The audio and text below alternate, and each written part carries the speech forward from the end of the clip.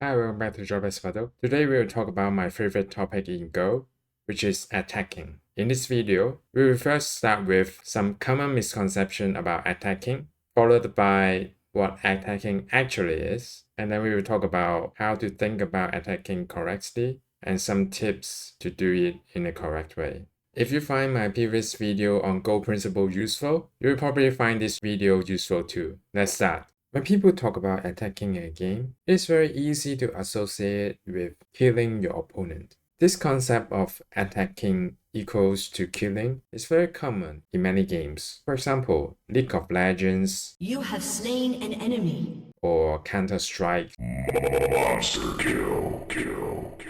or the other board game like chess. I can also trade and take, and if takes, I take. If takes, queen e2, queen h4, g3, knight g3, check, c6, queen b7, knight h1, king there. All these games emphasize on killing your opponents, either the pieces or the representation of your opponent. However, in the world of Go, the meaning of attacking is different. Attacking is not about capturing your opponent's stone nor killing your opponent's group. Attacking is about profiting from your opponent's weakness. That's the only goal of attacking. When you explore your opponent's weakness, the profit can come in three forms. First one, territory. Second, influence. And third, thickness. A good attack must have two key components, weakness and profit. You may notice that I keep repeating myself a lot with these two terms, but they are extremely important in understanding how attack works in Go. To understand better, let's look at some example of good attack. This is a 3-stone handicap game by my teacher F Spirit versus myself. At this position, after Black's blunder, White is extremely thick, as in there are no unsettled groups for White. Now let's assess Black's situation. Black has two unsettled groups. These two groups are facing outside.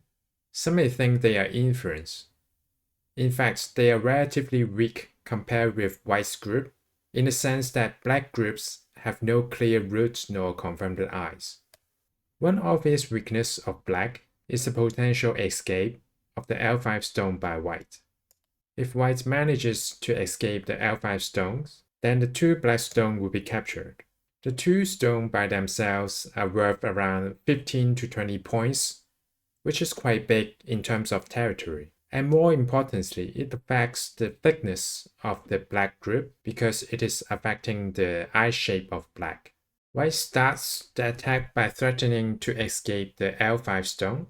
Black played K5 to prevent the two stones being captured. White further attacked Black's center group by playing K7 and K9, pressuring the center group and threatening to enclose it, and Black jumped out to prevent the enclosure. In this round of attack, White exploited Black's weakness of the cut point at L5 and the fact that Black group has no eyes, and White gained some influence in the center. White concluded this round of attack with Sante and played D13 to further attack the Black group on the right-hand side. Notice that when Black attacked at K5, White didn't connect at L6 to prevent the L5 stone being captured. It is because White by itself also has weakness at J6 and H5, so White didn't try too hard to capture the two Black stones. Would you think White's attack failed because it failed to capture the Black two stones? Let's have a look at the common misconceptions again. Attack is not about capturing stones. It is about profiting from weakness. So in this round of attack, White's profits is the influence in the center. And as the game proceeds, the influence gained from this round of attack is being used to form another round of attack, which leads to a new formation of influence. That new influence is being used to form a new round of attack, which is eventually being converted into territory. In the end, due to huge difference in the weakness level around the top of the board, Black's group was killed. Correct way to think about attacking is first starting with the correct attitude. You should never risk your own safety in order to attack. You should attack like a calm and careful cartel boss, not a reckless frontline soldier. When you're trying to explore your opponent's weaknesses, keep an eye to your own weaknesses as well. If you see there are obvious weaknesses on your side, then maybe you are not ready for the attack and you should first strengthen your group. With the correct attitude, you also need a correct goal of your attack. You set your goal as torturing your opponent. Make your opponents feel uncomfortable and unsettling. For example, removing their eyes and closing them, but also without risking yourself.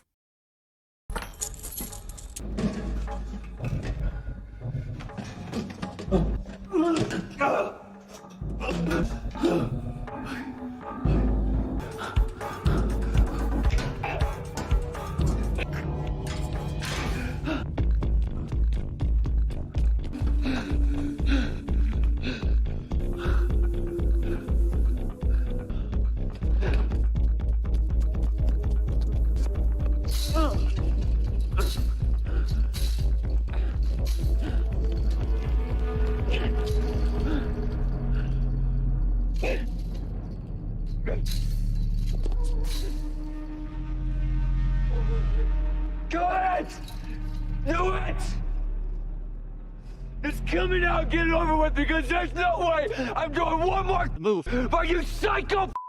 Killing could be the end result, but it shouldn't be the goal to begin with. You may ask, how could killing be a bad thing? The thing is, killing by itself is not a bad thing. Setting it as a goal of your attack is bad. We have to understand the nature of killing in Go. Killing is an extreme thing in Go. It doesn't happen naturally. We can think of it as winning a lottery. So you don't casually win a lottery. For killing to happen, there has to be an extreme difference in weakness. And there are two kinds of causes for such a difference. Number one, there is a huge investment in terms of moves upfront. You bought a lot of lottery tickets, and that's why you can win the lottery. Second, your opponents blunder. You are being extremely lucky. So this is the nature of killing in Go. And if you understand it in that way, it's natural to internalize it as killing some group rarely happens. And you shouldn't rely it in order to win the game. No one would rely on lottery tickets to earn a living. That is impractical. You may think that it's not a big problem to be impractical, and maybe it's just fine to give up in the middle if the killing doesn't work out, isn't it? The actual problem is worse than that. It could make you lose a game that you should have won. In reality, most of the time, it is impossible to kill your opponent's group. If it is the case and you still attempt to kill your opponent's group, it is very prone to overplay. On one hand, once you set killing as your target, you give up the chance to take profits in exchange for killing the whole thing. It is like paying a fortune in exchange for a slim chance of winning the lottery. Not only it is not a wise thing to do, but it is also very hard to give up in the middle because you already have a big buy-in. On the other hand, you may disregard your own weaknesses because you think that the only way to win the game is to kill your opponent, and your own weaknesses will start to accumulate. It could accumulate to an extent that your attack will fall apart, and turns out your groups are being killed. To understand better, let's look at some example of bad attack. This is another handicap game I played with my teacher F Spirit. At this position, white has a weakness around L11. If black wedges, which I did in the game, then white would end up with having 2 cut points, and black would be able to cut at either one of them and kill the corresponding white group. This sounds like a good plan, except it isn't. The problem is, black itself is very weak at the top right corner. First, it is not alive, and it is tight on liberty if black cuts at M12. In the game, white just calmly defended the cut point at the bottom. Black was aware that cutting directly wouldn't work, so black played the jump at P13, trying to make use of this Sante move in order to make the cut at M12 work. Black further exchange, and finally cut at M12, hoping it would work. I didn't do it. See, I didn't do it. Do it. Do it. May I help you with your order? But Black's liberty problem was too obvious, and my teacher F-Spirit exploited it. Now White is alive while Black is dead. If we go back to the initial position again, it is true that White does have a weak point at L11. However, Black is also very weak, therefore it is impossible to kill White. That is the reality. And Black still decided to start killing White, which led to the results of Black being killed due to the accumulation of weaknesses. Throughout the killing process, actually, Black has the chance to turn back. For example, playing at P14, there would be a good chance that Black would be alive due to the weakness at M12. But to be frank, in the game I didn't plan to make two eyes. All I was thinking was how to kill White, because I already decided to kill White by cutting off at M12. Out of the tips and suggestions in this video, the most important one would be do not risk your own safety for the sake of attack. Otherwise, you will regret it.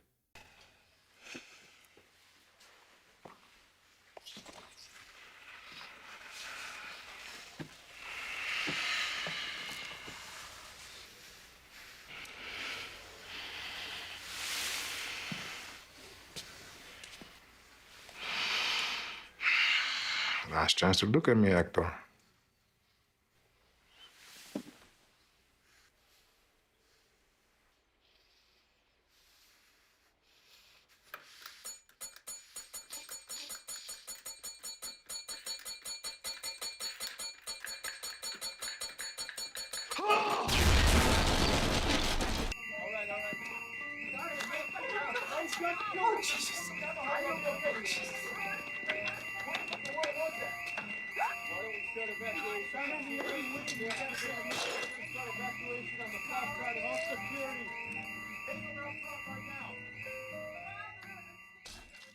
I've created a decision flowchart which summarizes what to think when you are deciding to attack. A use case for this flowchart would be when you are reviewing your game and you find your attack didn't go well, then you can refer to the flowchart to see if you made a decision against it.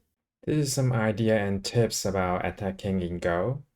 Hope you enjoy it, and I will see you next time.